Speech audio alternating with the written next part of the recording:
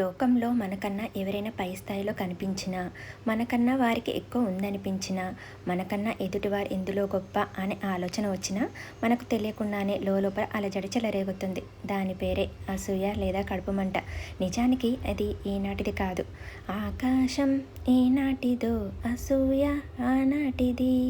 మనిషి జయించాల్సిన వాటిలో ముఖ్యమైనది ఇది. మనిషి తన బలహీనతను తిరుగులేని శక్తిగా మార్చుకోవడం ఎలాగో విశ్వామిత్రుడి కథ ద్వారా రామాయణం మనకు సూచించింది.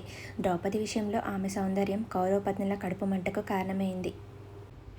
మాయాసభ శోభను చూసి మనసు వికలమై తన తండ్రి దగ్గర చెప్పుకొని విలపించిన దుర్యోధనుడి కడుపు మంటను చెప్పింది మహాభారతం. అంటే అసూయాగ్ని మనిషిని ఆగర్భమిత్రుల్లా ఆది నుంచి అనుసరిస్తూనే ఉంటుందని దాని సారాంశం. అది మనిషిని దహించే పొగలేని దావాగ్ని. నాలో లేనిది లోకంలో మరెక్కడా ఉండదు అని బల్లగుద్ది మరీ చెప్పిన మహాభారతం అసూయగ్రస్తుల గురించే కాదు, లేని వారి గురించి కూడా చెప్పింది. ఎక్కడంటే భగవద్గీత 9వ అధ్యాయంలో అర్జున, అత్యంత రహస్యమైన లోకోత్తరమైన జ్ఞానాన్ని వేరెవరికో కాకుండా నీకే ఎందుకు ఉపదేశిస్తున్నానో గ్రహించావా? ఎందుకంటే నీ మనసులో అసూయకు తావలేదు కాబట్టే అన్నాడు గీతాచార్యుడు తొలి శ్లోకంలో. అంటే మనిషిలో జ్ఞానం వికసించాలంటే తొలుత మనసులోంచి అసూయ తొలగిపోవాలి. తనలోని గుజ్జు పోగులు వగేర చెత్తంతా మాడి మసైపోయిన తర్వాతే వెదురుకి వేణువయ్యే అవకాశం చిక్కుతుంది.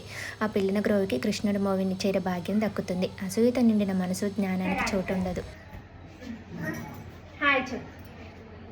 Hi friend. పామ్ పామ్ పామ్ విష్ ఇట్లా.